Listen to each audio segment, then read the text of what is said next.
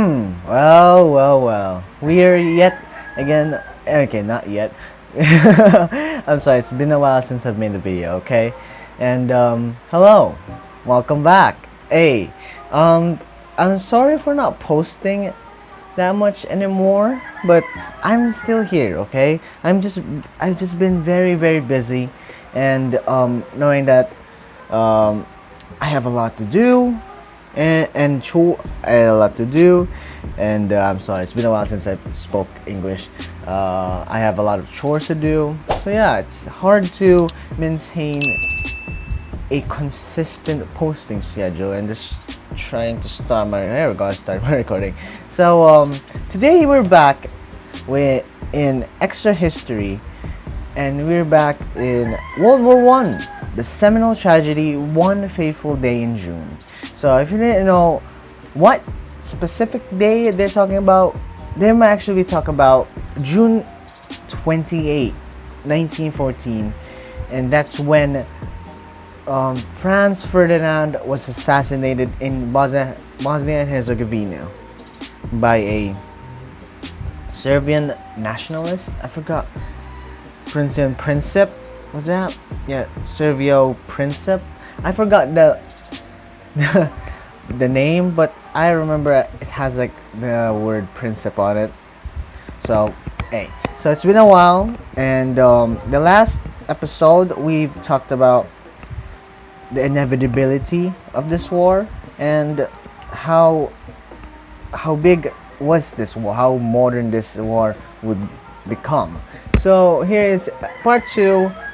If you're excited, I'm excited too, okay? I'm very excited. It's been a while since I've reacted to a history video, and maybe next video we may actually post the 4th part of Voices of the Past, the 5 disastrous first contact in human history. Yeah, so let's go, guys. Oh yeah, by the way, if you're wondering what time it is, it's 5:20. Yes, in the morning. So that's the reason why I'm struggling to put up or make a sentence that is clear for y'all. So let's go.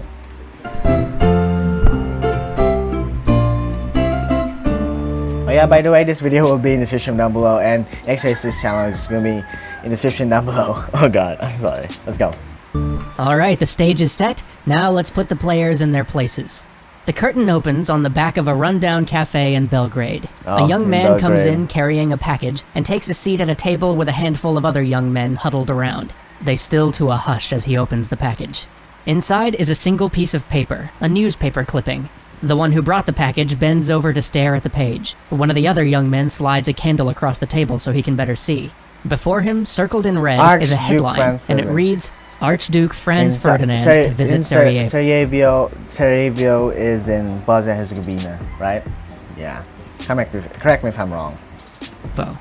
Now we skip ahead a few weeks. We're outside a palace. A resplendently dressed man and woman are getting in an open-top car. 100 years ago this year.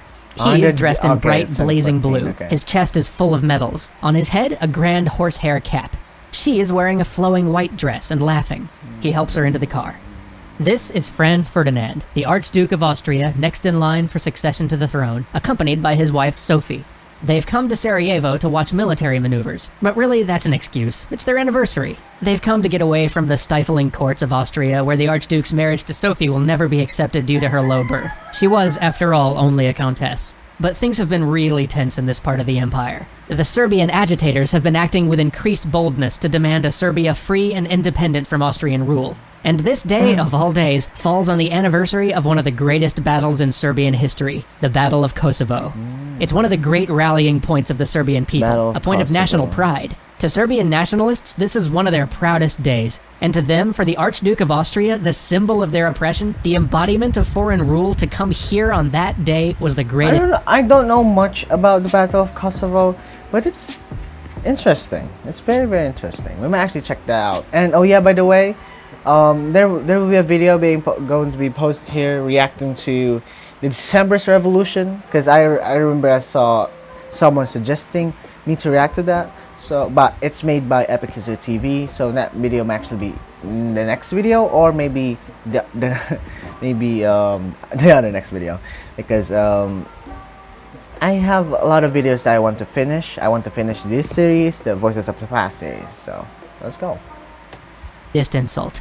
Now, perhaps the Archduke had chosen that day to show solidarity, to ease tensions, to make the people of Serbia understand that he cared about their traditions. Maybe he simply didn't know that the day had any special importance, and he was just there to get away. But whatever the reason, he was ill-informed. For on any other day, the events that are about to play out may not have happened. On any other day, this might have turned out simply to be your average parade, an event which wouldn't even go down as a historical footnote in a long and prosperous rule.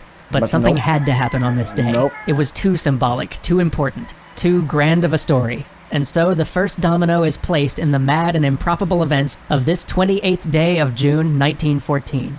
So here now, in the sleek black car... Yeah, the first domino has been placed, because after Franz Ferdinand getting assassinated, there will be what we call a July crisis, and that is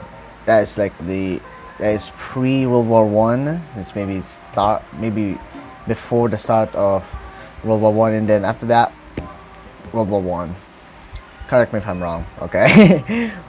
The royal couple begins to process down the streets of Sarajevo, flanked by 5 other cars filled with officials and guards. It's a parade. The streets are lined with onlookers, the route has been published, the world knows exactly where the Archduke is going to be. And those young men from that cafe in Belgrade are there in that crowd.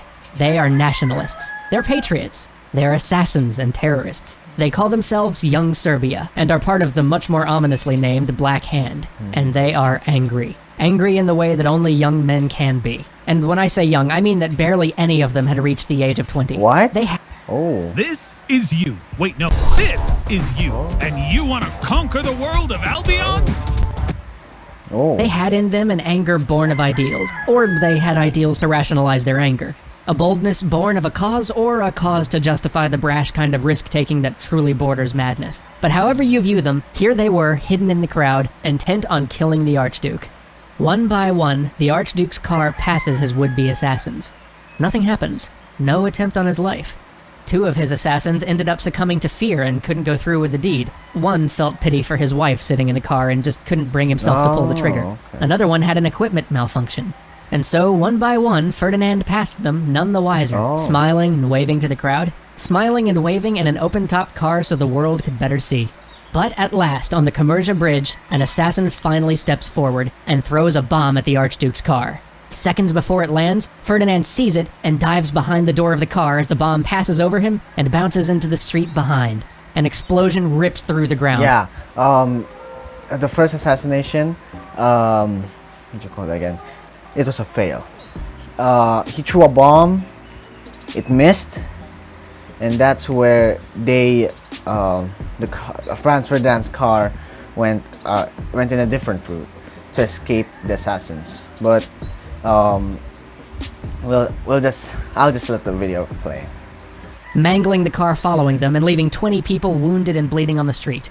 The assassin leaps over the side of the bridge to make his escape, but in the type of amateurish planning that would be comical if the circumstances weren't so grave, he fails to realize that the river below is only 4 inches deep, and he hurts his leg in the fall. In one last act of comic tragic bravado, the assassin swallows the cyanide pill he's been carrying, a final "you'll never take me alive" gesture, but alas, these young high school assassins had bought their suicide pills on the cheap, and this one was way past its shelf life. So the young man just sits quietly vomiting into the river while the police stroll down to take him very much alive. The motorcade races back the way it came, sirens screaming, and the city begins to lock down.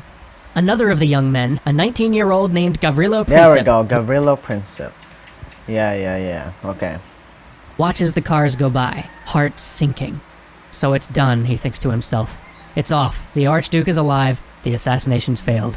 He is pretty bummed out. His hopes to be immortalized in the halls of Serbian heroes are dashed. Yeah, he thought he failed, and I remember watching another video about this, and he was said to be just sitting at the side of the road, and suddenly he's the car that has the Archduke Franz Ferdinand passes through. He saw, oh, you know what? I'll take that opportunity and kill them there.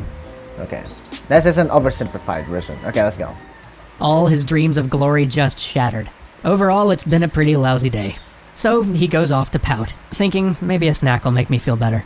This one young man's comfort snack may seem like a small thing, but it's on the small things that history often turns.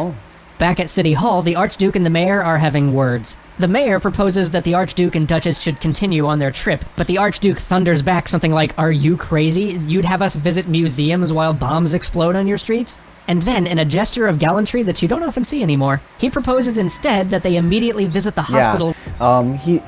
He wanted to visit the hospital of the victims of the bomb, so that's another thing. But the driver did a wrong turn and turned on a street where Gavrilo Princip was in. So where the wounded were taken after the attack. So they don't hide him in a bunker or spirit him out of the country with a small army of guards like we would do today. Instead, they all pile out to the motorcade and start off towards the hospital. But nobody remembers to tell Franz, Ferdinand's driver, and I should mention that this is the Archduke's personal chauffeur. Now, this fellow came along with the Archduke for the trip, but he's Austrian through and through. This guy does not know his way around Sarajevo. And so, as they're making their way through the city, the Archduke's driver makes a wrong turn onto Franz Joseph Street, a street named for the Archduke's father. Meanwhile, our failed assassin, Gavrilo Princip, is sitting outside a deli, eating his consolation snack, and starting to feel maybe a little better. And maybe this won't be his only chance, he thinks. Maybe someday he'll have another shot at greatness. I mean, it was a really bad day, but who knows, it could still turn out okay. He'd have to go into hiding for a while, but holy is that the Archduke? Yeah. Yes, right there in front of him, in the same open-topped car, was the Archduke and his wife. The driver had taken a random wrong turn onto the street where Gavrilo Princip was having a sandwich, and their car had just stalled out trying to back up. 3 strides away. Gavrilo can hear the Archduke and his wife talking from the car. No words, just actions. He stands up, he pulls out his pistol, and he fires 2 shots that change the world. The Archduke looks over, barely noticing the gendarmes wrestling the young man by the car to the ground. His only sight is for his wife, lying quietly on the floor of the car. He reaches out with a hand weak and heavy. Something's wrong with his neck, he can't quite think straight. He sees her and he utters one last wish. Sophie, Sophie, don't die. Live for our children. A man leans over him and asks if he's badly hurt, and he thinks he says, "It's nothing. It's nothing." He repeats the phrase, each time a little more quietly, and neither of them live through the hour. And so, our first act is done. A martyred prince and princess, or the death of oppressors. An act of terror or a heroic strike for freedom. An act that relied on 1,000 coincidences. On a poorly chosen date, on a change of plans, on a misinformed driver, and on a sad young man having a sandwich. But no matter how you look at it, it was an act that began the greatest war in history and brought to an end the world that all of these actors knew. This war would change the world. Join us next time and find out how the world responds to this event. That was yet another fantastic video. Wow. One fateful day in June. June 28th, 1914. And actually I didn't know the Battle of Kosovo happened in June 28th. That's the first time I heard that, and I want to learn about that because I feel I'm just interested to it. And I saw like this photo of the Battle of Kosovo. I just wanted to learn. So thank you for watching. Like and subscribe on videos like this, and yeah, I'll try to be consistent, but it's hard. Okay, it's very hard. So thank you for watching. Like and subscribe. I'll see you next video. Bye.